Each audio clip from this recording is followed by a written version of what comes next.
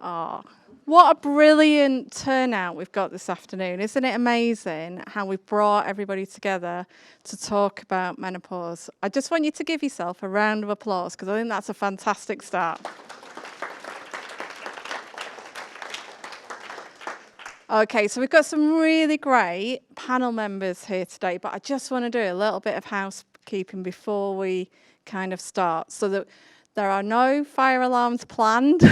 So if we do hear the fire alarm, we will follow colleagues' advice to exit the building. We are filming, so if there's any challenges around that, please let yourself be known to Sophie, who's sat in the front row. You know, in terms of our involvement in this work today, we've been developing these sessions and these stories and these panels, and thanks to Lucy and Sophie and colleagues for taking that work forward. So if we think roughly 56% of our workforce are women, 64% are over 40, and perimenopause generally starts in the early 40s. So today we want to raise awareness, have open conversations, and to challenge some of the stigma that can be around talking about the menopause. So 2 additional points as a caveat. So we are going to use gendered language today. So although we primarily refer to women, we know that there are issues that will also affect non-binary and transgender colleagues. So each speaker is encouraged to use a language that they are comfortable with. And in terms of clinical advice, although we will be presenting and talking about personal issues that might include references to clinical advice, please do seek advice from your own general practitioners to make sure you get the appropriate advice. So thanks all again for coming, and I'm going to hand over to Emma, who's going to talk about her personal experience. Emma is a menopause coach and a person-centered counsellor who experienced early menopause herself. Let's welcome Emma.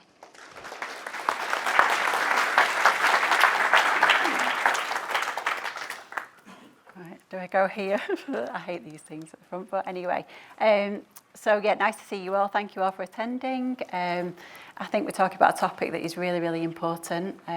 Hopefully today, if you pick up one piece of information or anything like that, you know, that's why I'm here, and that makes me very happy. So I'll just give a little bit of a gen on me.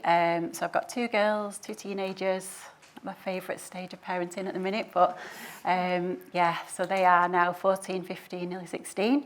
I'm a person-centred counsellor, so I've done voluntary work in a cancer centre for 5 years, and that gives me my biggest sense of pride, I think, because being in a room with somebody, I don't know if anyone's ever experienced counselling, but you know, when somebody offloads their stuff that's really important to them to you, sometimes they've never shared that with anybody else, and that gives me the biggest honour that they felt comfortable and, you know, being open to share that. So that's something that I really love doing one-to-one. I am more of an in-the-room person, so I feel like, you know, sharing within that space is really, really crucial.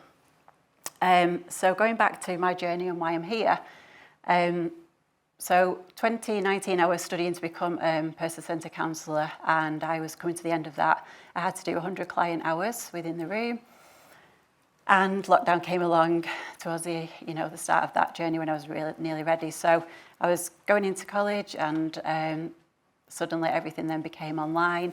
So for me, going back to this kind of environment of, you know, picking up different Google Teams meetings and all that was like, oh my gosh, how am I ever going to get there? So it's a whole new way of learning. As I said, I'm an in-the-room person, so I love that feeling of being in this classroom environment. So I just thought, gosh, I'm never going to get there. So I had to adapt my way of working to get to the end of this course.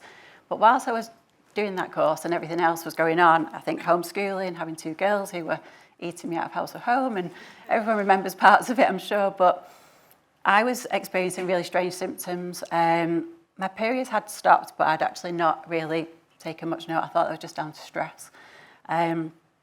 So I was having kind of the brain fog feeling of word finding, thinking of things like walking into rooms and you know, that moment where, what have I come in here for? I was having heart palpitations in bed. So if you've ever experienced them, I don't know if you have, they're really quite frightening. That was my most frightening experience. symptom, I should say. And I had really achy joints. As I was getting out of bed, my girls are kind of saying, "Mum, why are you walking like that?" I was holding my back a lot. So I felt like I'd really just, that had come on from nowhere. Also, there was fatigue, there was mood drops. I'd start my day quite okay, and within an hour I'd think, what the hell's happened? Like, why do I feel quite low now?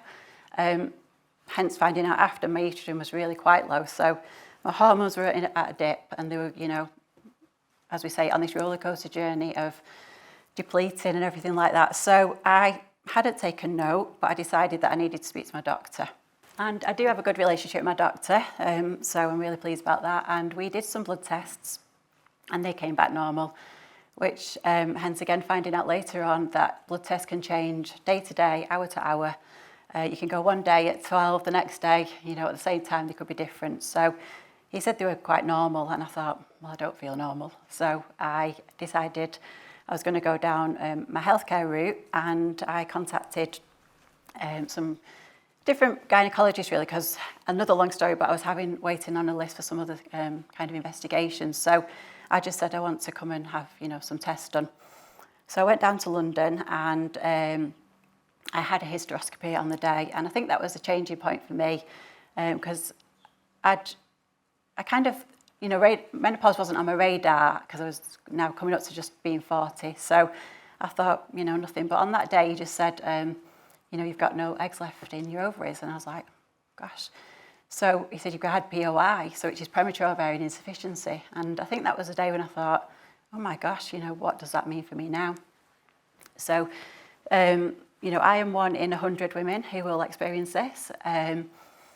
And I feel very blessed. I've got 2 beautiful girls, they've got good health and everything, but in a way it just felt like a little bit of a mini bereavement, that my body clock was slowing down. I couldn't, you know, things had changed for me. Mother Nature had taken its course. That made me feel really old, if I want to say, like what was happening to me, what does my next journey look like, what's this phase now? So after that, cutting a very long story short, I just thought I need to know more about menopause, and I've got a great relationship with my mum. We speak probably 6 times a day, that's being polite, but we had never spoken about menopause. And I just thought, Mum, why have you never chatted about this? And when I've looked back now, I think for my mum, she just started her life at 40. She brought 4 children up, she'd got a job, and I think she was in a great phase, and she just didn't experience any symptoms. She obviously went through it, but she doesn't remember parts of it. So well done, Mum, you did well. So I decided then from there, I need to know about this. For one, having 2 girls, it was really, really important that I shared my story. I educated myself. I understood what it meant for them. Because they do say in parts of it, you know, you can follow your mum's footprint. So for them, if they're thinking of having children later on in their 30s, you know, they might need some help. So that was crucial. I did that. And also for myself, I wanted to know what does my life look like from here? I've been someone, again, touch wood, blessed, I've got good health. But for that feeling of having to go and pick a prescription up monthly and things like that was like, I'd never done that. So that was another layer to it. And I thought, gosh, you know, this is me now for this time going forward. So I decided to look online, and I think, you know, there's so many platforms now. And I went on Instagram and started to look at some doctors. And I came across a menopause coach called Adele Johnson, and it was again online because we were just still in that transition of things were still being, you know, online with lockdown. And within that space, I just found my tribe, as I want to call it, because I was probably one of the younger girls on there. There was 14 of us, and I just felt really supported. I felt like within that time, it was like I felt heard. I felt like not a statistic, and it was just really paramount, really, that I was going to carry on this journey of, you know, finding out about menopause, really. So I did 4 months on that coaching. It wasn't just a quick weekend fixed course, and it was like lots of lessons came, and we had to do exams and different things. And I was fascinated by the word, and I think I have become fascinated by the word menopause because I just can't believe as women we don't share a lot, we don't want to talk about it. And I think a lot goes back to, you know, many factors and historical things and everything like that. But, you know, I do feel there's a lot of noise being made around it now, which is really important. I feel like this month it's brilliant, you know, Menopause Awareness Day on the 18th and Menopause Month, as well as breast cancer. You know, and as women's health, I think as women, we're doing so much. We're spinning a million plates. we want to be equal, and we should be, but also we put ourselves last. And, you know, we're supporting families, everything, husbands going to work, looking after friends. As your parents get older, for me, you know, my mum's in a bit of now where I'm looking after my mum a little bit more. So I think it's crucial that, you know, we time to tune in, and I do think we need to take responsibility of ourselves as well. Get to know our anatomy, understand our bodies. For me, my body was giving me all the signs, but I wasn't taking note. And I think it's really important because, you know, when you're hungry, it gives us a sign we're hungry. When we're tired, we go to bed, but why was I not tuning in? And I do believe that was just due to my age and denial, because I thought it was going to be for me this 50 plus, my midlife. So the more I've investigated, you know, I remember being in the room with a gynecologist, and he said, I had a bit of a tear, and I said, why me at, you know, 40? And he said, I've had a 21-year-old in this room, and that just put everything into perspective, and I just thought, just get on with it, you've got to get on with it. And then online, I've met girls at 13 through different, you know, forms of surgical menopause, again, POI, induced menopause, hysterectomies, different things. So there's so many layers to menopause that I don't think 2 hours gives it enough justice, but we'll try and, you know, touch base on some things that we can cover. And I think the main takeaway is that, you know, we have to talk about it. Every one of us will go through it. Some hopefully won't have many symptoms. But, you know, they say around, you know, 75% will experience symptoms. 1 in 10 women, you know, leave work due to this. And I think it's a topic that does need to, you know, become at the forefront of everybody's mind, because it affects relationships, it affects your work, and you just want to be the best version of you, you know. So it's really important that we all share and keep this ripple effect going and talking about menopause. And I just say, you know, ask your families, ask members, ask your aunties, nanas, grandmas, you know, anything, how their experiences were, because everyone loves a story and we love sharing. So I think, you know, if we can and share with our partners, you know, I was probably a nightmare to live with at times. Looking back, I was very emotional. I probably felt like I wasn't being the best mum, but I was doing my best. So yeah, it's really, really important that we stop and take note, because life's just going along, and the more education you can, you know, get ready for it, get informed and read about it, learn about it, and just get yourself in that best place for when it does happen. And hopefully it will be that, you know, UK 51 or above, and you'll have no symptoms. But for many, it can be so debilitating, you know, and we do have to, keep talking. So thank you all for listening, and I hope you enjoy the next section to this. Thank you.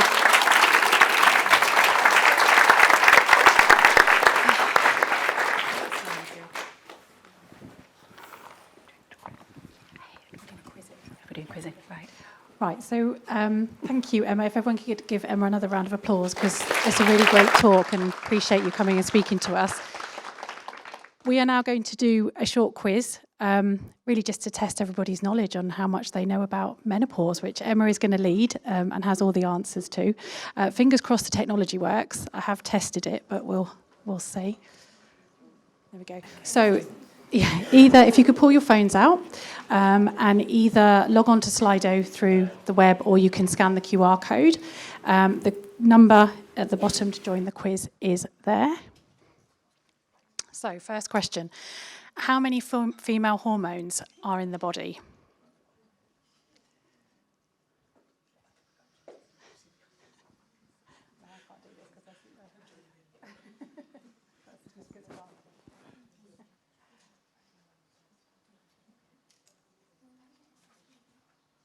Right.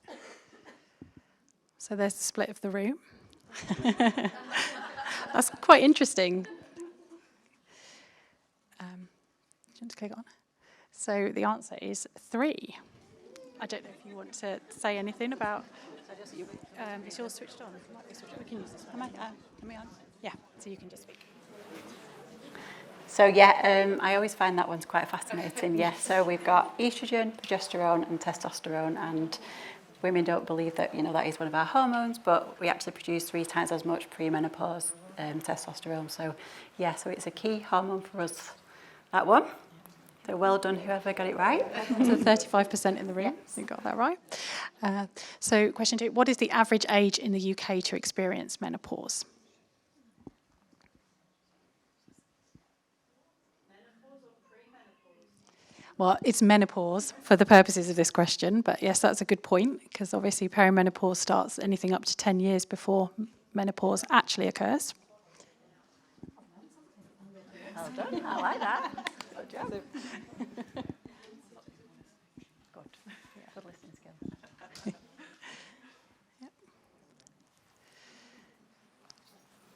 And the answer is 51.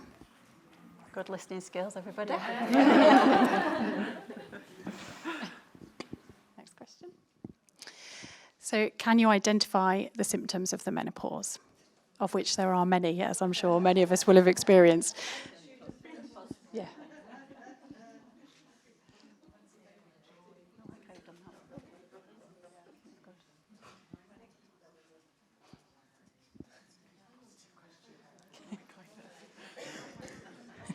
Yeah, so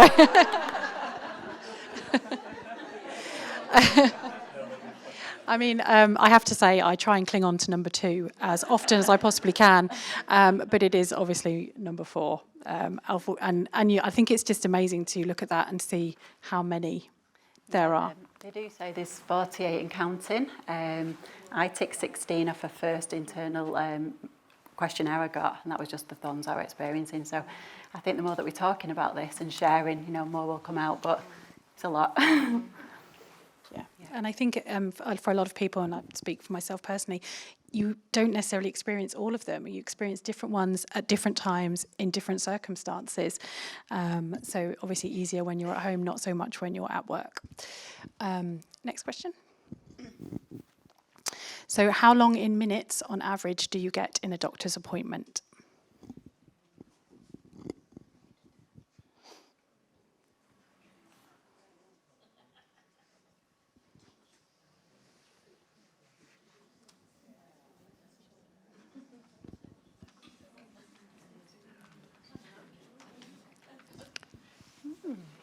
Yeah, interesting. But I think as we've all lent towards either 4 to 5 or 8 to 10, we all recognise that it's quite a limited amount of time that you get with your doctor. Yeah. And I think, that 8 to 10 minutes, if you scan at the back of, where's it gone, that pop-up I brought? Oh yeah, I can't see it behind the pillar. If you scan that, there's a free little doctor's freebie help checklist that you can take in with you to prepare you for that. So please feel free to scan that. But yeah, 8 to 10 minutes is very short when you're confused, you're sad, you forget things, take another pair of ears in with you and eyes to listen as well.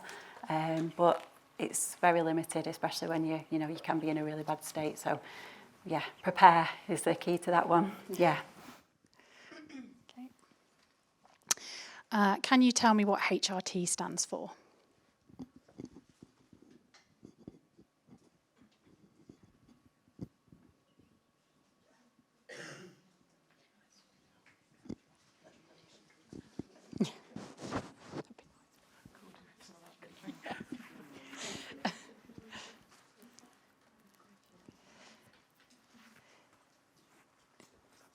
Yeah, so I think we've all pretty much got that one. Wouldn't mind some health rejuvenation treatment on a regular basis, has to be said. But yeah, it stands for hormone replacement therapy. What is the endometrium in a woman's anatomy? I had to Google this myself, has to be said.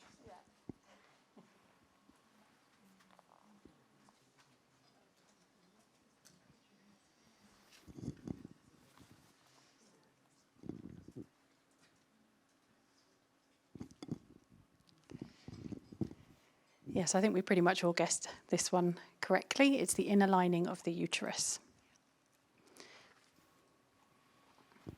But I think that is a good point, and I don't know if you want to make any comment about this in terms of maybe everyone not understanding the female kind of system Yes. and how it works. And I think, there was this, I was saying before, there was like a study I read somewhere that, so many doctors couldn't actually name the woman's vagina, the vulva, and they couldn't put parts to it. So there's a great book at the back, which I highly recommend. It's illustrated very childlike, which is brilliant. And it's really important to get to know, check yourself. I know it might sound like, what do you mean? But you've got to look for signs, for so many things. I think we're hearing a lot about endometriosis, adenomyosis. There's a lot of girls and women, who are struggling with endometriosis. It's becoming more apparent that as we're talking menopause, that's coming out. So it really is important, again, that, you know, you do look at yourselves and take note and understand which parts are working where for you. So yeah, it's quite crucial, really. Yeah. So thank you. Thank you. Next question.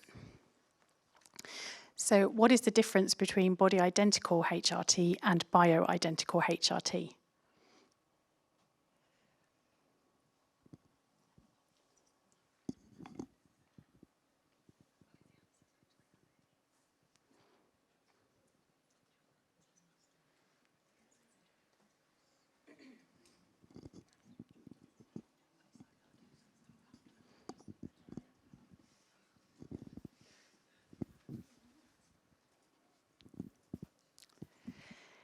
Interesting. So the correct answer, and I'll get Lucy to click on, is number 1. And this is something I had no clue about until I obviously had the email with you. So what they're saying is, it's actually the question, so we have body identical and bioidentical. So you've got body identical, which is both licensed and regulated in the UK. And then you've got, bioidentical is, identical is, oh my gosh, I'm saying it wrong now. It's licensed and regulated in the UK, and bioidentical is a marketing term for unlicensed, license out of it. So it's unregulated products, and in some private clinics, they will, use that. So it's kind of, again, the form I use for my HRT, it's, body identical, it's going through the skin, through a patch or through estrogen, which is, transdermally through the skin. So, yeah, it's just, again, something to look at, when you're looking at things on back of packages. I think we're all getting into that, reading backs of things. So, yeah, just always have a read of what you're taking. I think that's a really important point, because where many of us may not necessarily get the help we need from the GP, we go to private clinics to seek additional help or maybe second opinions, and perhaps we don't necessarily understand the difference between what we might be offered on the on the NHS versus what we might be given in a private medical clinic, and wouldn't necessarily question it, because you would see the same as medical advice on both sides. So I think it's a really good point to be aware of. Okay, next question. So how often are you called by your doctor for your cervical screening smear test?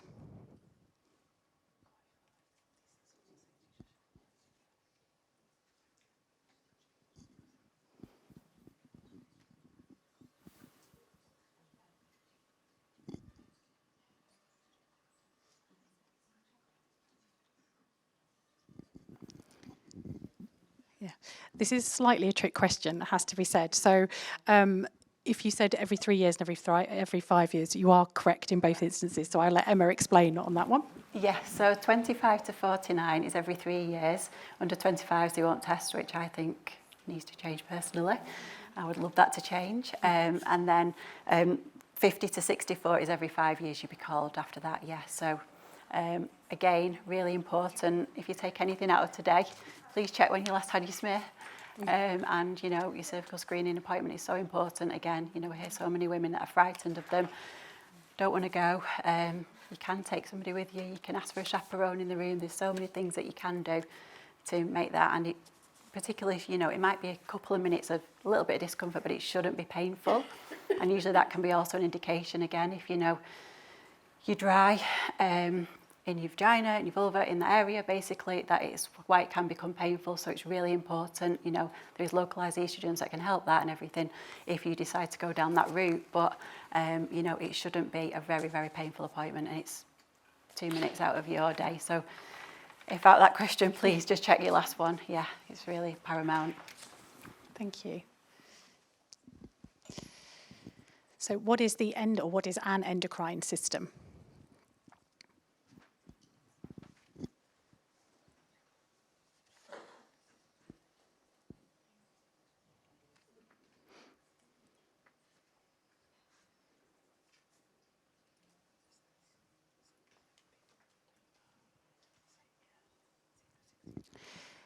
So yeah, I think everyone pretty much got this one correct. It is a network of glands which produce hormones. Your just a little bit on that. I mean, I'm not going to bore you, but what we learnt, I think there's 1, 2, 3, 4, 5, 6, 7, 8. There's 9 different glands from the coaching certificate we did, and our pituitary gland is our master gland, which sends, the messages around everywhere to the different, we hold.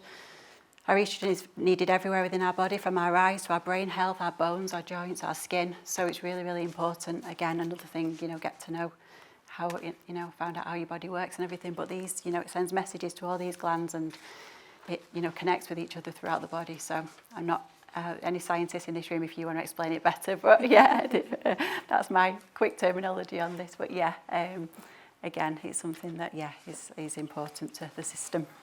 So that might have helped you with the next question, Lucy. Can you name 3 of the glands? Oh, sugar. No. Sorry. I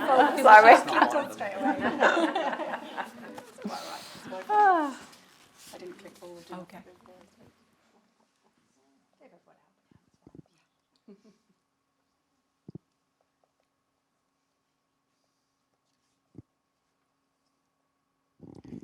Yeah, so that showed you all listening to Emma then. The answer is pituitary, thyroid and adrenal, but like Emma said, there's many more that affect us on a daily basis. Next question. So what is the best diet to have when working through this transition? And as Maria said earlier, that transition can go on for a really long time. So, yeah.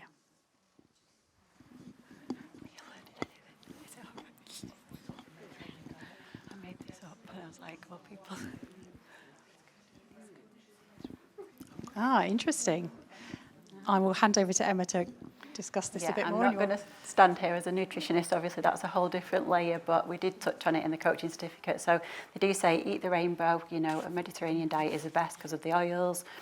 I think when we go on holiday, how good do you see people look with lovely glowing skin, Greece, Spain, throughout. So it's, really important, and sometimes just throwing a bit of olive oil and everything can, help us. But it is eat the rainbow, make it colourful, and make sure you get lots of green leaves for your folic acid and everything else like that. But eat as much colour as you can, really. Yeah, and protein. Thank you. So last and final question. What type of hormones do men have?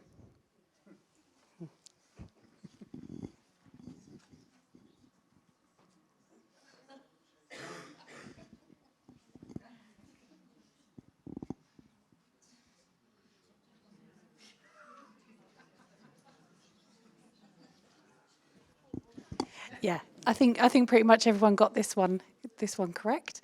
The answer is androgens, testosterone. Again, just, as I said, it is one of our female hormones, and it gives, the male its characteristics, testosterone, but I think, again, we were talking before about getting that, if that is part of you decide to have HRT, getting hold of that. There is a female version of a brand of testosterone, and then a male brand. Fortunately, it's not licensed in the UK, it's in Australia. So again, it's something to be looking at, if that is something that you wanted to consider. But as I say, we produce 3 times as much as women before, menopause. So it's a key hormone. It's really important. It gives us our confidence.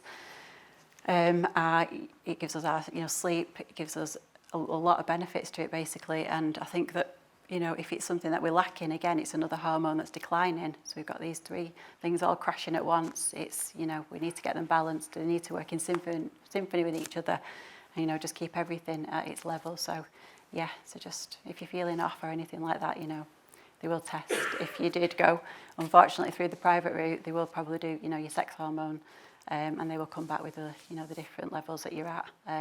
Again, postcode lottery, some doctors will test for that, but it just depends on, where you are with that again. So well done, everybody. Yes, well done. Thank you. That's the end of our quiz. Do you want to click forward? So here we go. So Yvette is our top scorer. I don't know where Yvette is in the room. There you go. Well done.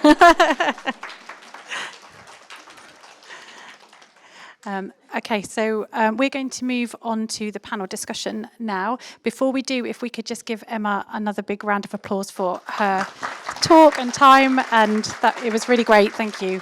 And hopefully everybody had a bit of fun and learnt something from the quiz. So I'll hand over to Jonathan. Do you want to introduce yourself? I've got a microphone, you're okay. Could we get a glass? Because we've one glass down, unless you want to take that one across with you. Oh, you've got yours. Okay, all right. Okay. Hi, everyone. It's a very proud moment for me because Yvette works in HR in the University of Salford. My name is Jonathan Winter. I have this fancy title of Chief People Officer for the University of Salford. It's what they used to call an HR director. It's what I was earlier in my time here, which is only a total of 20 months. I'm delighted that we're having this session today. Thank you to those who've already spoken. Lucy, who's working really, really hard behind the scenes to pull all these things together and joined us how long ago? 10 months ago, yeah.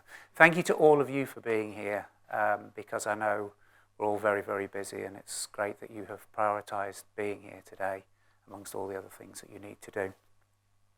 I'm only going to speak for a couple of minutes, but we have got a good amount of time for questions. We're running a little bit ahead of schedule. So we've got questions that we thought about beforehand. We've got questions that some of you and others may have sent in. So we'll be asking those of our panel members who introduce themselves in a few minutes. You can post questions on the Slido app. So I think the Slido that we were using for the quiz is also the place where you can post your questions. I saw questions a bit, is that right?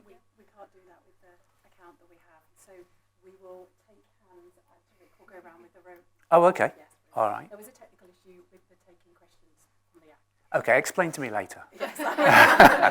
Okay. So we've got a good amount of time for questions, so do feel it's an opportunity. I hope it feels like a safe space. We're all here because we choose to be here, so you obviously want to be thoughtful about what you wish to share, but I think there's a very high degree of trust in the room. Lucy said to me,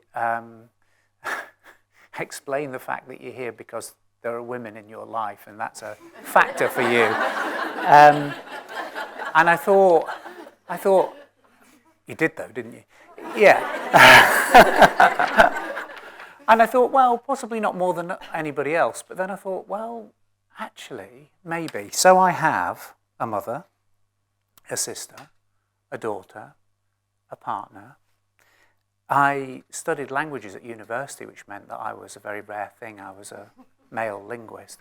And then I went and worked in HR, which is a profession that traditionally, possibly a little bit less so now, and I think we have some male members of the HR team in the room, I think, but has been traditionally a profession dominated by women.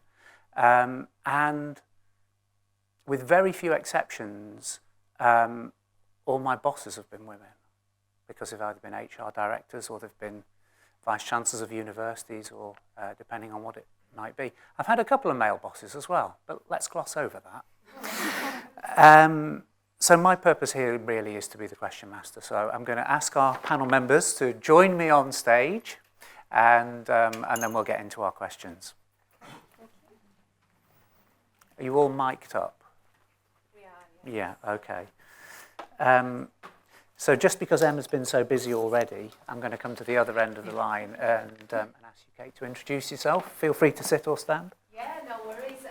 Thanks, everyone. It's an absolute pleasure to be here. We do a lot of work with Salford University. We partner with Salford University because my name's Kate Palmer. I'm the Employment Services Director at Peninsula, which is I feel like everyone's like that, so I'll stand up just out of courtesy, which is a HR and health and safety consultancy firm, primarily UK-based but global. So we deal with businesses that are ringing us day in, day out about how to deal with people that are coming to them in the workplace and struggling with the menopause. And we give support and advice on how to navigate that, the types of things that they should be adjusting in the workplace, the types of conversations leaders should be having.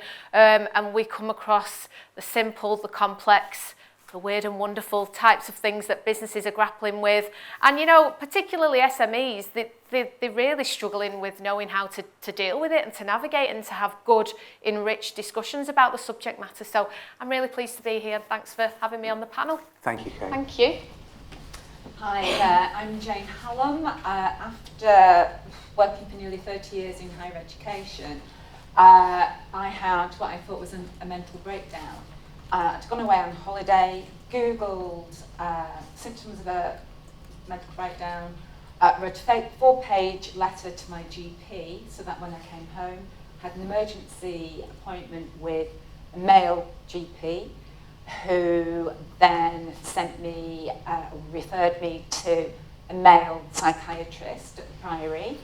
Neither said to themselves, there's a woman in her late 40s here presenting symptoms that are perimenopausal. And it wasn't until, so I was being treated for depression, then it wasn't until I started waking up in this really, really puddly mess. You know, I was just sweating so profusely, it was horrendous.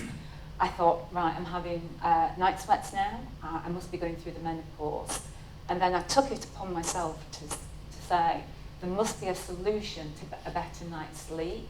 So off I went with my post-it notes and thought, right, I'm going to set up a menopause clothing company, which I did. And as a consequence, I now talk at various menopause cafes, menopause events, and that's my journey.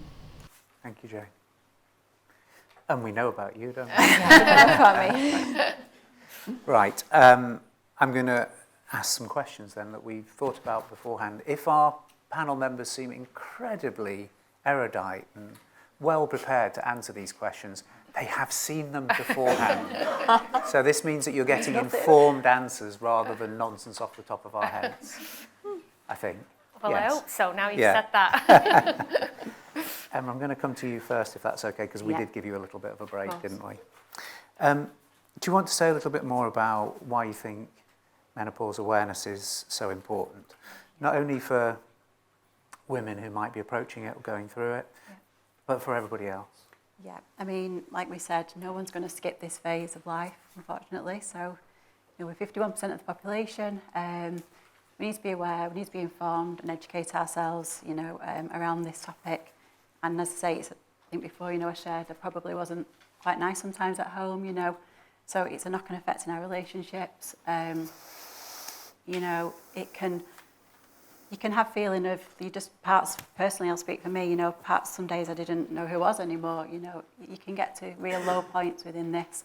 It can be debilitating some days, but I don't want to make it all so dull because I want it also to feel that, you know, we can look at the question later on, but we can look at it at you know, a different phase of life as well. As I say, having this early menopause for me, you know, we've got to talk about it. It's a knock-on effect in your workplace, you know, you come into work, you know, how many hours of a day you're there with people that don't understand you. I feel like it's something, again, that I think as, you know, as women, we share that if we're on our cycle, but I can't really understand why we kind of don't talk about if we're, you know, in this menopause transition. So it seems like there's still this taboo and it's getting there, but I feel like the more that we're sharing, you know, it will become, and we've got to do it for the next generations, basically. That's my mission. You know, why should they be the silent, you know, victims, if you want to call it, of this? They have to know what's coming. You know, as a mum myself, I want my girls to, I think I'm menopause mad, but I don't really care because I just want them to know, you know, what's going on. So yeah, I think it's important for every layer of you, for yourself, for your family, for your colleagues at work, and, you know, anyone, you know, around you, from, if you got, you know, you're lucky enough to have your grandparents still, to anyone, ask questions, you know, and just get to know and get informed around it. It's really crucial, yeah. Thank you, and thank you for all the work that you're doing to help with that. Jane, I'm going to come to you next. You talked about some of your own experiences, but do you have insight into healthy habits and behaviours that people can use to help them cope with the symptoms of the menopause when they're happening or when they're expecting them?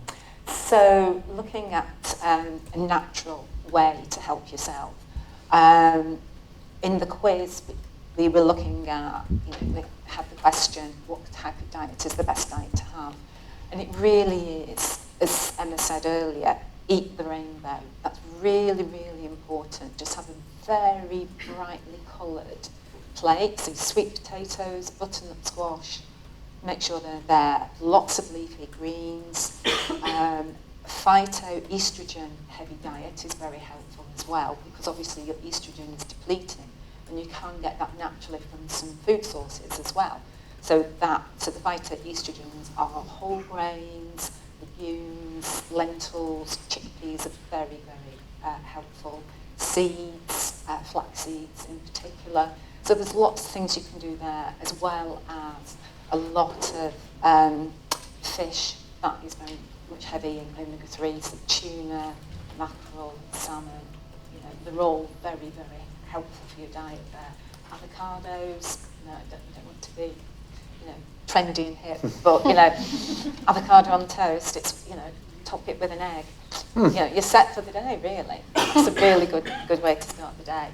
And also exercise. Now, I know a lot from having a 26-year-old daughter, I know a lot of young people don't like to exercise, but it really, really is one of the best things you can do, because as you're going through the menopause, having that headspace that exercise provides, be it running, my favourite is aqua aerobics, Pilates, which helps with a lot of joint and muscular issues you have through the menopause as well.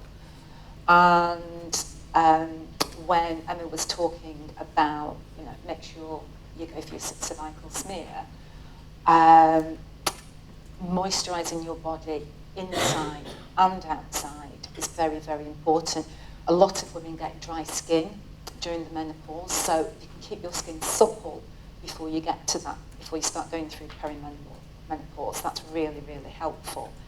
And vaginal atrophy lasts much longer than perimenopause. It goes post-menopause as well, and that's incredibly painful. So you can use some internal moisturisers. There's a lot of natural ones available. That helps. And going for your smear as well, I would also recommend, especially if you're post-menopausal, please give me a slim speculum and plenty of lube, and that will really make your experience so much more comfortable. And I'd also say knowing your own body, how you react to certain situations, certain events, and then talk to your close friends, because they'll see changes in you before you actually recognise them in your behaviours in yourself. So make sure you do actually talk to people. That's really, really important. Sharing experiences, sharing tips, for how you managed it. Not everybody's menopause experience is going to be the same, but there's a lot of strategies you can take on board as you move through that journey. Thank you. A question that's come to mind, and maybe for all of you, is about exercise. You touched on exercise. I just wonder whether, I'm not well enough informed on this, but whether there is information out there that suggests that changes in exercise that people might do, whether habits change or whether they should, or whether you just carry on doing what you enjoy most. Yeah, I think for me personally, again, it's I say to every 30 kind of plus year old now, is get strong. That we are in a strong society of make yourself strong, but it's really important, that word, because get strong for this phase so that your muscle mass is prepared to protect your bones. Because again, for me, having an early menopause, I have to have a DEXA scan to check my bone health, and I'm very grateful it came back good. I don't need one for 5 years, but it's paramount again now for me that I need to build my muscle again to protect my bones and my joints. So, and that was something I really felt. As I say, I woke up and I felt like my back was quite sore, and I looked some days as if I was 80 or plus going down the stairs, and the girls were like, "What are you doing?" But I just had to feel like I'd warm myself up to get going. So for me, I adapted my exercise, and mine's Reformer Pilates is my go-to. That's my happy place. I adore it, yeah. So, but any Pilates, stretching, I just feel it is really good for your joints. I wish I could say swimming, but I'm a non-swimmer, but swimming is brilliant, yeah. So, yeah, swimming's like bearing on you, but yeah. Yeah, and postmenopausal women are very prone to osteoporosis as well. So weight-bearing exercises are very important. Strength training, So even if you can't, you find like handheld weights difficult to use, in the water, in aqua aerobics, for instance, you use some foam weights. So once they get in the water, they become quite heavy. So that's a good way of introducing yourself to using weights. And like Emma, I just do Pilates as well. And recently, I've discovered I'm prone to something called gluteal tendinopathy. It's a postmenopausal thing, so it's the tendons in your glutes are compressed, but a lot of the some Pilates exercises relieve that. So I know at home I can go back and use that. Oh yeah. Thank you. All right. Yeah, I mean, coming from it from a mental health perspective, and I confess I'm not at the same stage as you ladies, but I can talk from a mental health perspective. I've started doing meditation. I'm a bit of a North Manchester no-nonsense kind of girl, and I would never, ever have dreamt of going to meditation. I'd say it was fluffy nonsense. However, I've started it, and it's the best thing ever for your mental health, for your calmness, for your anxiety, and in fact, I'll confess I have fell asleep about 3 or 4 times in it. But you come out, you have a brilliant night's sleep, you relax. So I know from the conversations I've had how people have struggled with anxiety and mental health. So certainly that's helped me, and it's certainly helped my daughter, who's gone through a few things. It just calms the mind, relaxes the body, gets you a good night's sleep, and that's certainly done well for my busy mind, I would say. And so I guess there were probably some surprised people to hear that because we were talking about physical stuff, but you're talking about mental exercise. Yeah. If somebody was interested in finding out more, I mean, how did you access meditation? It sounds like you go somewhere rather than do it at home. Yeah. Well, we've got apps, so we've done it on the app, myself and my daughter in a room, which is fun. But then we just go to the gym, so they have all sorts of different classes and so forth. And you've got your exerting ones with all your muscle Marys and so forth. And we come in with our little gym kits on and do our meditation. So, but you know, it's really accessible. They do it at local leisure centres and so forth. But there's lots online for that.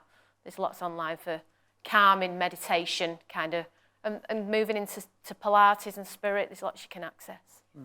I know some of the meditation things are paid for. Did you have to pay for it to get something good, or are there free things that you can get it at all different levels. Some of the online classes are really good. You know, they're really good, and from my experience, they're as good as the ones where we've paid for a gym membership. So I do genuinely think it's really accessible. In fact, there's so much online. You kind of have to shop around a little bit and know what to select. But there's some good stuff. Okay. I'm seeing some nodding around the room. I think if anybody's got any top tips on meditation, because for me it would be a bit crikey, where do I start? I guess we're probably all on a mailing list, are we? Is everybody who's got an invite to this? Feel free to mail in your top meditation suggestions, I would suggest, or anything else. Yeah. Please share. Yeah, please do. Yeah, like and subscribe. Something like that. Thank you, everyone. Kate, this one... Sorry, am I? Yeah. Sorry. So I use an app that is called Down Dog, that you can do Pilates and meditation, and they have a lot in yoga. And I read the other day that if you work at any higher education or education facility, you can have it for free. Wow. With your email. I've used that app. It's very good. It's very good. I've been using it to do yoga since 2020. Wow. Right. So yeah, it's good. I didn't hear the name. Down Dog? Down Dog. Yeah, so oh, like okay. the yoga It's a yoga position, yeah. Okay. Okay. Thank you very much. The next question that we talked about beforehand was for you, Kate, and we talk about the physical symptoms of hot flushes and night sweats and the things that are almost like a cliche, aren't they? Because there's so many things actually that can be associated with the menopause. Could you talk from your experience of the work that you've done about the mental health impacts of the menopause? Yeah, for sure. I think there's a story that, well, not a story, there was a conversation that always sticks in my mind. I had a really close connection with a lady that works at the Co-op in Manchester. It's where my husband actually works, Co-op Retail. Really confident, really funny woman, you know, really well presented, stand up in a room, you'd think she's got it all going on. And I just remember her saying to me one day, you know, I was walking into the building and I stopped. I couldn't go in. And my confidence was at such like rock bottom, and I felt so unsure of myself and so anxious. I just felt like I couldn't do it anymore. And it took some strength to make that happen.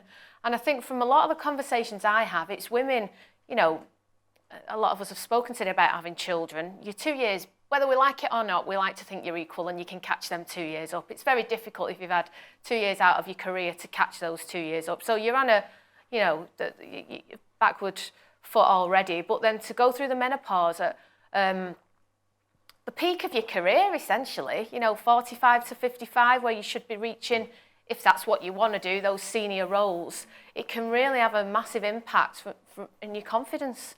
You're at the feeling of anxiety, the feeling of imposter syndrome, I can't do this, I can't. That's the type of examples I've been shared with peers and friends. But not only that, you know, the sleepless nights, and then coming in and you're unproductive and you present yourself differently in a meeting, and, you know, all these things can be really difficult for your mental health, but then have a really detrimental impact on your work and your career if you've not got a good leader who doesn't understand and have good conversations with you about that. So I've seen confident people outside looking in, you'd think they're so confident, you know, and you're kind of admirable of them, but inside they just feel that anxiousness. That's the major thing I've seen. And where I see it really fall down in the workplace is where people just don't understand that. You know, Kate's coming to a meeting, she's not contributing, she seems like she's not interested. You know, it's because of what you're going through, and someone needs to engage with that and understand it as a good leader. Yeah, thank you. Yeah. Can I add that 1 in 10 women actually leave the workforce because of menopausal symptoms, and you know, some of that is down to brain fog, completely forgetting how to use Excel. I mean, my best friend, she was sat at a desk one day and she just couldn't remember how to use Excel, just to do basic things, and it's you know, it's that lack of self-confidence, things you've done for years, all of a sudden you can't do them.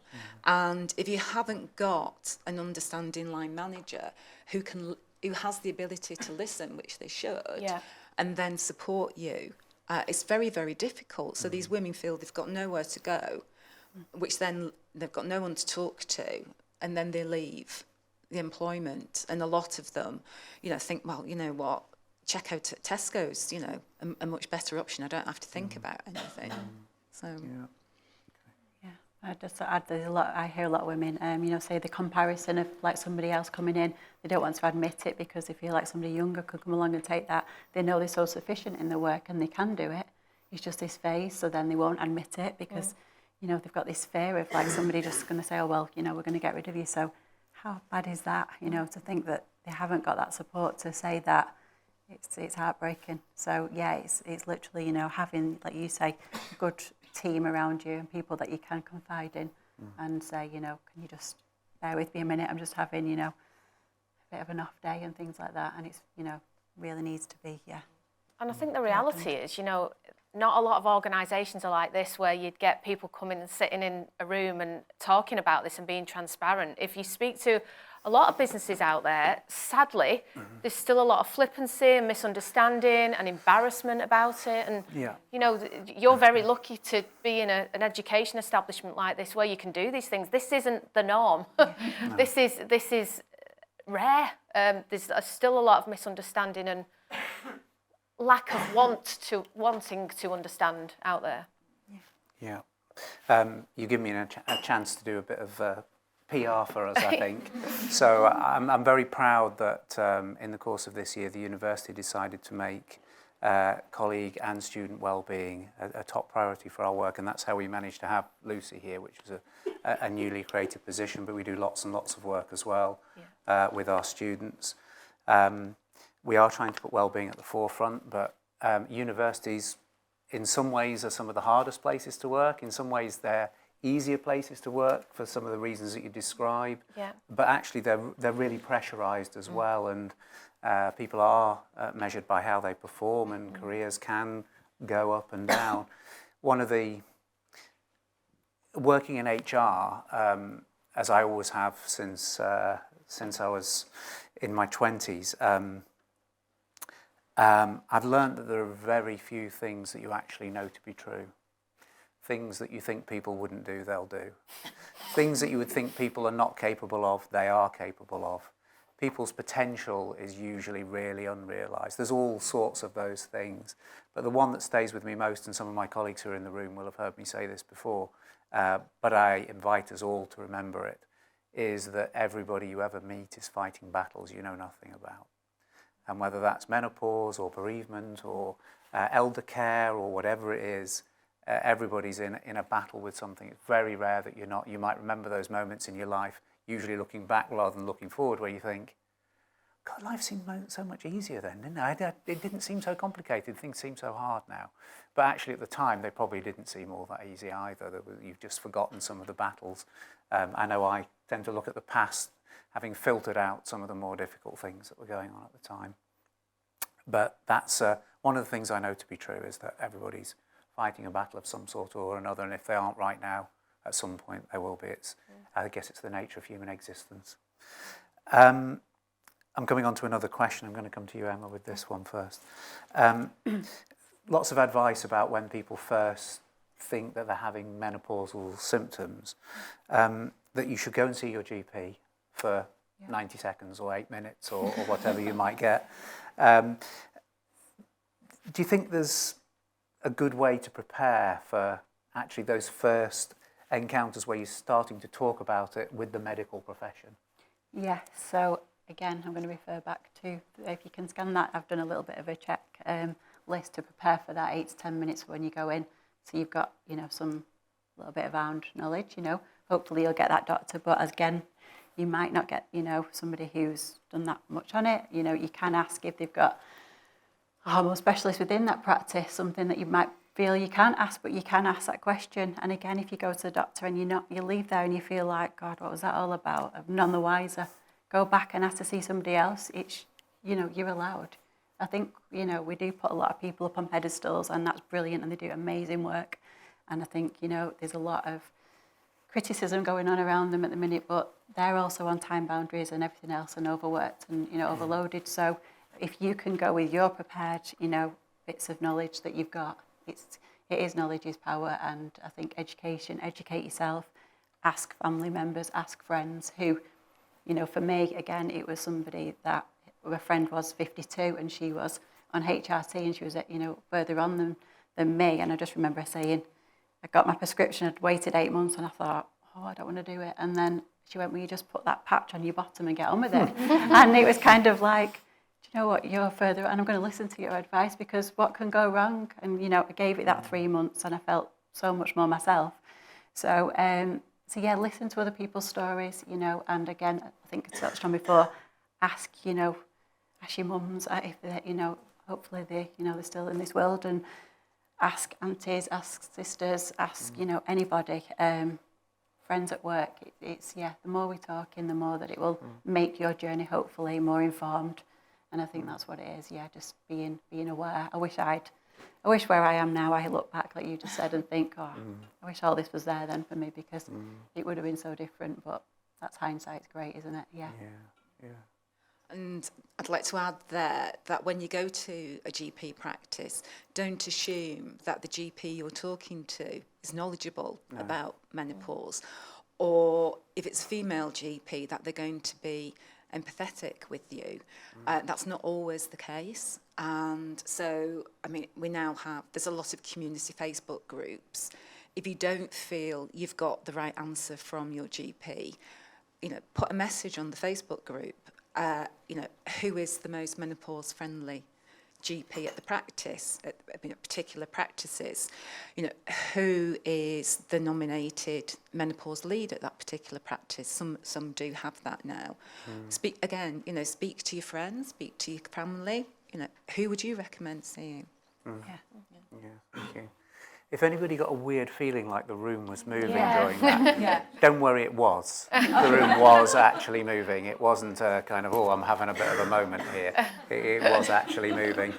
I think I'm going to make a general point there. When you said about the menopause lead in your GP practice, I only discovered quite by chance that GP practices have leads for all sorts of things. So you have the paediatric lead and you have the, whatever else it may be.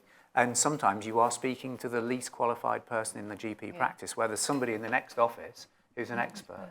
And obviously the receptionists are not saying, you know, what's it about, which specialist would you like to speak to, because they're just trying to get you a time in the diary.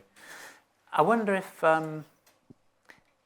anybody's had experiences of male GPs, female GPs. I don't want to kind of divide the room, but I'm hoping that the male GPs are being well trained, and you said don't assume that the female GPs will be empathetic. Yeah, because I've had experience of younger female GP who just wasn't empathetic about, we're going back to a smear situation. You know, I was saying, I've had a cesarean, I've got vaginal atrophy. Can I please have a slim speculum with lots of lube? Oh, you don't need that. I said, I think I do. I know I do. So you've got to be insistent as well. Just don't assume that the GP is always right, because GP is general. You know, they're not necessarily the specialist. Kind of say you're the master of your own body, really, aren't you? So basically, you know what feels right for you. So don't be afraid to, you know, it's hard because we think that they know everything, and you know they know us, but we know us best than anybody else. So yeah, don't feel afraid in that space. Just on kind of the same premise, but in the world of work and business, I do genuinely still think there is a long way to go with male leaders, a lot of male leaders. I'm not stereotyping in any way, shape or form, but there is generally still a flippancy, you know, a bit of, oh, she's got them going through the menopause, she's got a bit moody, you know, a little bit of flippancy and banter around it and awkwardness. I still think there's a long way to go with some business leaders I speak to. A lot more education, a lot more transparency. I think this is just the tip of the iceberg, really, if I'm being honest. Yeah. And let me confess, I'm sometimes moody too, and I'm not having a menopause, so it isn't genderised, that one. Okay, my next question is going to be for you, Jane. We've just got one more of these pre-planned questions, and then I'm sure some of you are sitting on your hands desperate to join in. So we'll just do a couple more of these, and then we'll open up the floor, and we've still got a good 20 minutes or so, I think. So Jane, what do you think younger generations can do, whether it's daughters, sisters, to help during the menopause? I think in order for younger generation to help and support their mothers or aunties, grandmas during the menopause, is to have them aware and informed about the menopause is as soon as it's applicable. So with hindsight, had I known as much as I know about the menopause now, I would have had that conversation with my daughter when she was having, I can't remember what the name of the classes was, but, you know, when they start to talk about puberty and reproduction at school. So there's puberty and reproduction, but then there's not the end of reproduction, which obviously the menopause is. And, you know, but just to make it clear, you know, have that conversation with your children then, you know, boys and girls, that the menopause is perfectly natural. It's the end of your reproductive cycle. And just like puberty, when your hormones are racing all around your house, around your body. Sorry, my mind's leaping ahead. You know, just as they're slamming doors around the house, you know, you might, you know, the mother might want to be slamming doors around the house or just screaming, not so silently, into a pillow every now and again. And it's, you know, just raising that awareness that, you know, hormones are raging, but they're raging in a completely different way. And, but also the impact of, say, like, if there's some pregnant female in the family, they've got hormones that are raging as well. And things will be changing during that time. And I remember when I started to go off coffee, I thought, when was the last time I went off coffee? When I was pregnant. But I'm not pregnant. I can't be pregnant. I've no idea what this is. And then my diet changed. You know, I started craving salmon, which, being a vegetarian for 20 odd years, that was a bit of a strange one, really. But yeah, just making it aware that it's, you know, it is natural. There will be times when you need support. You know, you'll notice my reactions to things are changing. And in our scenario, it's just me and my daughter. When I was starting my clothing company, I had a whole range of project management post-it notes, like a flow chart on the wall next to the dining table. You know, why is Betty sweaty? And there was a whole range of things. So my daughter was like looking at this thinking, what the hell is going on? And then, you know, she said to me, oh, you know, at 16, I'm far too young to know so much about the menopause. I said, no, you're not. You know, you really should know about the menopause at your age, so you can start preparing. And then, given the fact she lives in the attic, it's very hot in the attic, and she started to get, you know, very hot and sweaty just before her periods. So she came to me and she said, oh, do you know what, Mum, I think I'm going through an early menopause. Because she was aware that such a thing existed. So I directed her to the Daisy Network so she could do her own research. And she said, no, it's okay, I don't think that's quite right. I said, well, if you go and speak to the GP if you want. This is the GP you need to speak to. And, you know, it's just, again, being open and talking and not frightening your children, but saying, you know, and having said, you know, I'm not having a particularly good day today.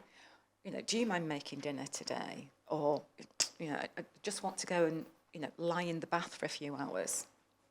You know, I'll emerge at some point a bit more human. You know, so it's all of that kind of, you know, just talk to your children because they are real people. And, you know, if you've got a girl, they will be experience it later on in life. But also, you know, if you have a son, you know, they've got to be aware of how hormones affect, you know, partners going onwards. I just to add to that, I love Mel Robbins' podcast, and she once, I forgot which one it was, but she said, some days, you know, you just go in and you think, gosh, you know, I have this scale, this barometer of 10, and she says, some days I'm getting to a 5, and if you can, you know, bring that into your home, kind of, today you're getting a 5, and that's it. So we all know we're on the same page, kind of, you're not getting any more. So I kind of like using that one a lot, like, today I know my limit is this, and I'm okay because I think you give yourself permission. You're giving them permission to stay back or just, you know, just give you a bit of time. So sometimes I think it's putting it into a bit of a funnish way, but yeah, just keeping like, you know, this is where I'm at, and then you're not getting anything else out of me now. It's that's funny it, that I'm done. my husband some days will go, it's a stay away from your mother kind of day. You're all right with that, yeah. I'm going to come to you, Kate, for our last pre-planned question. And you obviously deal with lots of different organisations, different employers. Is there other things from your experience, either personal or in the work that your organisation does at Peninsula, where you think the workplace and the ways of working could perhaps be a bit more menopause friendly than they are? Yeah, I mean, I think what we touched on earlier about leadership education is really important. I think the role of the leader historically has been so process driven, so operationally driven, that particularly, I mean, touching even on COVID over that time alone, that the leaders had to become more sophisticated, more emotionally connected with the workplace, a bit more, you know, like a counsellor, quite honestly. And I think for some organisations, they've really struggled to adapt to that because it needs education. And it therefore means you're not just promoting someone who's good at the job to a leader because they're good at the job. You need someone who's got emotional intelligence. So I think a lot of education on the soft skills, having good conversations, is really desperately needed in some organisations. Obviously, the world's embraced flexible working again since COVID more than it ever has done before. Only in April, flexible working laws have changed. Me and you will know that you know the insides and outs of this. You can make 2 requests per annum now, and you know there's a lot more of a thrust towards flexible working. Jonathan Reynolds, who's now our business secretary, is very focused on flexible working, and that does help some individuals, you know, maybe be able to do shift slides, later starts if people haven't had good sleeps, maybe make just adjustments in the workplace to lower the amount of work they're doing on certain days. So there's lots of things businesses can do, and I see it on very different scales. I see some organisations that do an excellent amount of these initiatives. I see some that will just not be open to it, and I think we've got to focus on this end of the scale and try and open minds, open discussions, and let's make sure businesses are not losing people at the prime of the career, 45 to 55, for reasons they shouldn't be, because they're so valuable to an organisation when the race for talent right now is difficult because there's more candidates than jobs. So I think there's just some of the headlines really, but I think for me that emotional connectivity of leaders is really important. And some leaders are just not good at it. No. I have to say one of the most encouraging moments, we've had a new Vice-Chancellor. He's just been here for a year now, just completed his first year here. And in one of the very first conversations I was engaged with him, and we were talking about what he wanted to achieve. And he said, and I was surprised to hear these words, but he said, I want to help humanise this organisation. And I thought, yeah, that's a pretty good aspiration. Yeah. And it's not one that appeals to some people because you say, well, how do you measure it? How do you measurise whether you become a more humane organisation or not? But I think to have the aspiration is a good thing. Yeah. Can I ask you another question? And sorry, I know there's some other HR people in the room as well. We'll try not to make it too geeky, but what I feel happening, so I think in the COVID time, we learned a hell of a lot about the way people work and about how you balance your private life and your professional life. And I've been around long enough to have bosses who would say, your private life is your private life and you keep that away. You know, at work, you're at work and everything else stays outside, leave it at the door. And then we've had this kind of more humanised period. But what I'm feeling now is that some of the lessons of COVID are being forgotten. Yeah. And that, I mean, we did have a debate here, which ended up in a particular direction, which I'm comfortable with, about, well, should we have a minimum amount of time, numbers of days that people come in? And I think when you start building those rules in, and for some people in the room, I apologise because you probably do have, and you might have shifts that you need to do or whatever it may be. Some jobs are necessarily structured in that way.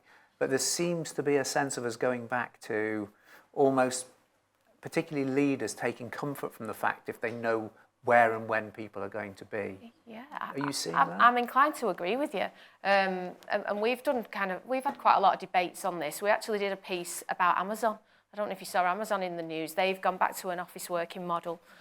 So I definitely feel like some of the things that were embraced and were driven forth by COVID, particularly home working, hybrid working models, without a doubt, I'm seeing a thrust back towards office working full-time models.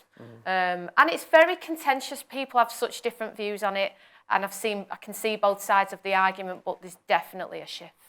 But it's interesting because it does go against some of the things that are in Labour's manifesto.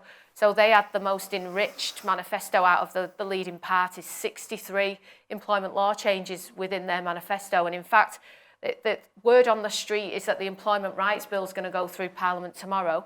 And some of the things in there are right to disconnect, which, without getting boring on you, but, it is what it does on it does what it says on the tin, actually. It's, I'm the worst for it. I email Sunday night when my husband's watching Liverpool. So, I'm not very good at disconnecting, so I probably need to have a word with myself. But the whole thrust of Labour's manifesto is towards flexible working, family friendly, and it does go against where it seems to be shifting. So I am seeing that as well.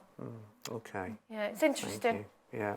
Right. Do we have roving mics or a roving mic? Oh, okay. Okay. No questions for Jane then, please. Does anybody wish to ask a burning question or even one that isn't even smouldering? Yes, over here. Sorry, I know you've been sitting a long time and waiting for questions, but you're on now. There's been a lot of stuff in the media recently about whether menopause is happening earlier. I'm wondering what you think about whether it is happening earlier, or in fact whether we're just more aware of the symptoms that were put down to other things before, and so it wasn't diagnosed as early. Yeah, completely agree. Yeah, I think for me again, in the way of it's 51, it's average UK age. Yeah, for me, I would like to see that kind of removed as such, if it could be, because as I say, I've investigated and explored different ways, but I do think it is, like you say, generational. It's they got, dealt with things differently. It can be down to different faiths, different, religions, everything like that. But going back to that, it's kind of like, because we're talking now, I do feel that that's why, that we're recognising more, we're more aware of all these, symptoms that are coming with it. So yeah, definitely, I do agree that it's due to, I think in the last 2 years particularly, I can see a lot of noise being made, but I still feel there's loads more. But yeah, it's still good that it's happening, definitely. Yeah. And had I been aware of symptoms of the menopause when I first went to my GP, I would have been treated for menopause and not for depression. And knowing myself, I would have made a list of every symptom I was having and how frequently. So I'd be able to have presented that to the GP. Yeah. So I would have, been treated, properly to start off with. And I did start, going to aqua aerobics classes again, thinking, right, I know at some point I'm going to really, really enjoy this. And when I do, I know myself is coming back. Thank you. Can I see any other hands?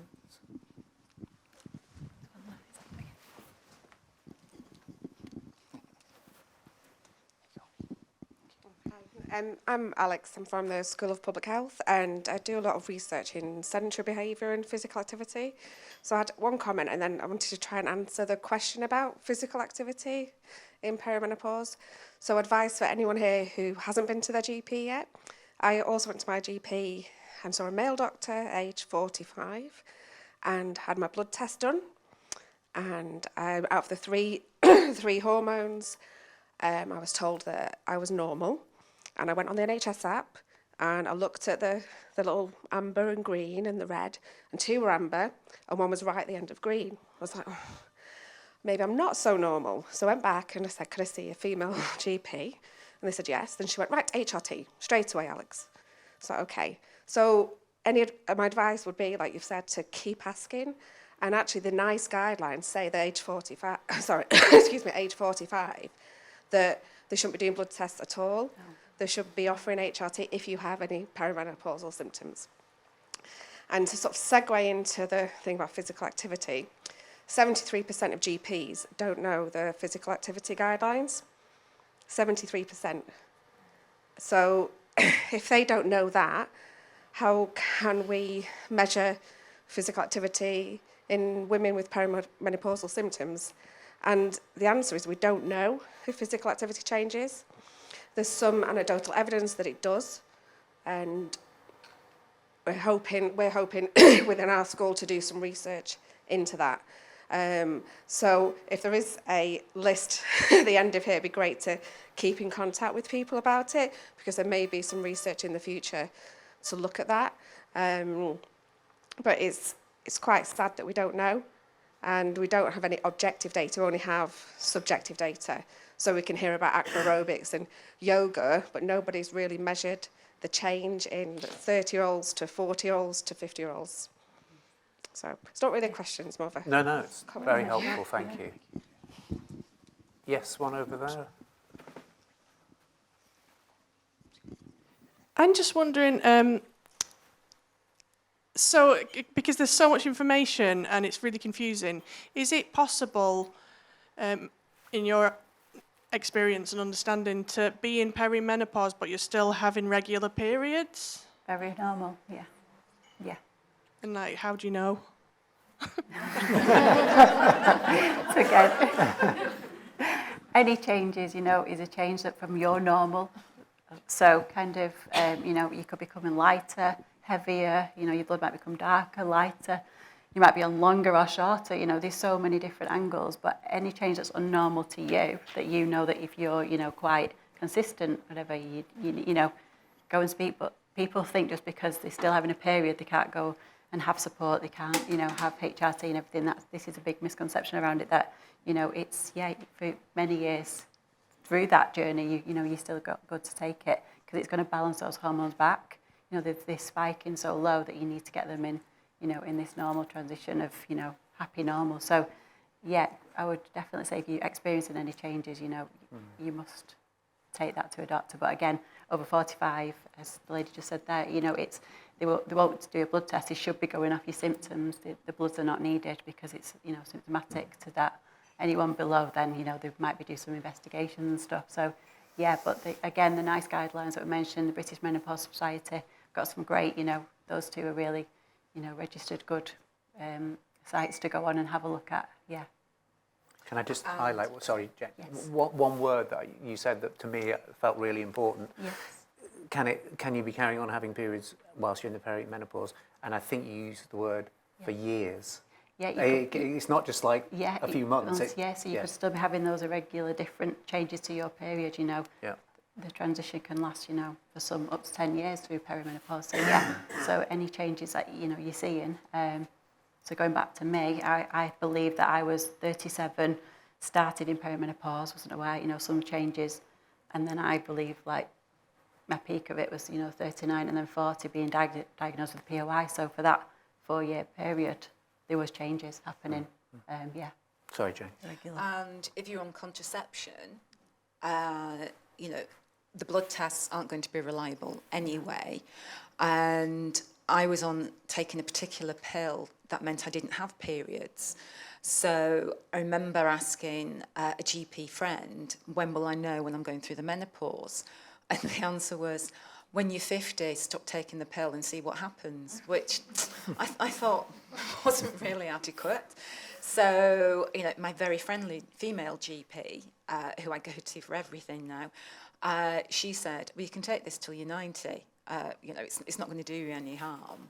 But clearly at some point, you want, you know, if you're experiencing other symptoms like hot flushes and night sweats and irritability, you might want to, you know, stop and, you know, at some point. So very cannily, I left it until after the average. Right. So I was 53 when I stopped taking a pill. And thankfully, I'd gone through without the hell that some of my friends had gone through, whereby, you know, they wouldn't have any periods for 4 months, then they'd have one back to, you know, day dot. So if you haven't had a period for a total of 12 months, you're then classed as having, you know, being menopausal or postmenopausal. Yeah. But then some people have one after 12 months. Yeah, so it's just hit and miss. Okay, were there any more? Yeah. Just a sec, and we'll get the microphone to you. This is our last question, in case you were hoping for another. Yeah, so I was just wanting to ask, links with the premenstrual. Is there an association between kind of height, you know, if you suffer badly with your PMS, so to speak, that you're more likely to struggle with your perimenopause? Because I think one thing from my personal journey, I feel like my week PMS now is becoming like 3 weeks. I feel like I only have like 1 week where it's not, and I'm just wondering whether is that something to kind of continue. And for me, the pill never agreed with me. I couldn't go on the pill at all. So I'm slightly apprehensive about HRT and things like that, you know, kind of having hormones when I know they've not agreed with me in the past. So just open to views on that. Thank you. Yeah, really good question, actually. I have heard women through the coaching, you know, say if you've struggled with bad periods, your menopause can become that kind of, again, that pattern. So if you've had this, you know, your menopause journey can be kind of like that. For me, when I did have periods, I never really struggled. I got like one day before I knew, but, you know, I was always quite good on it. So that's a really good question to think, but they do say the trajectory will kind of possibly follow that journey. And the thing about the HR, you know, the hormones that you said you not have, so with the, you know, body identical ones, you're just putting in what you used to produce, so what you've lost, so it's nothing going in a synthetic form. So it is literally, like you say, it's derived from the yam plant, and literally, you know, it is naturally, you know, what you are making. So I think do some research, you know, before that, and just have a read up, but just try not to be scared about, you know, anything. And it's, you know, again, it's your informed choice, it's your body. For me, I felt like, you know, I was told that was my informed choice. I listened to the gynaecologist, you know, in that way. And I think my estrogen was that low, I needed to go quick. But again, that was what was right for me. And I'm not sat here saying HRT is for everybody. It's really not, but it was kind of a lifeline for me. So yeah, so I think do research and find out about you know, what you're feeling, in that way. Anecdotally, from being at and giving many talks on menopause, what I have noticed is that those of us who are gynecologically challenged do tend to have the worst menopausal symptoms. So, I'm got endometriosis. I had fertility treatment to get pregnant. My periods didn't start till I was 14. When they did, they were heavy and intermittent. So now I'm through the menopause. It's an absolute blessing, I have to say, because I'm just conscious that I don't have a womb anymore. Whereas up until that point, I was very conscious of, anything that's going on. It's all womb related. Yeah. But, talking to other people with similar kind of symptoms, their menopausal symptoms really do seem to be the worst, unfortunately. There is an end. There is another side to it. Kate, did you want to say anything? Okay? No, I'm just listening, taking heed of your advice, to be honest, because I'm perimenopausal, so I'm just listening in. I'm here obviously from the HR leader perspective. So yeah, just thank you for your advice from this end of the panel. Can I join that, and can I ask us to thank the panel, because I think they've given very personal, very open, thoughtful accounts of their own lives and their experiences of the people that they know. So thank you very much, everyone.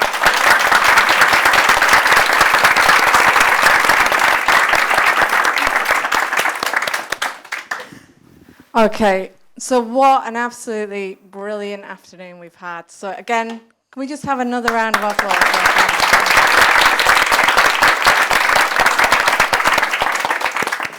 So we've had some really great discussions. So as part of Menopause Awareness Month, colleagues can visit our dedicated hub page for further information, and includes our policy. We've got our 4 menopause leads on the screen in terms of further support and guidance. And I'd just like to know, my colleague from the strategy team, Helen Sue, couldn't be with us today due to ill health, but we acknowledge the lack of diversity on the panel, so we'd always take some further feedback on how we can make this a more inclusive process. So thank you so much. Let's bring this session to a close, but thanks again.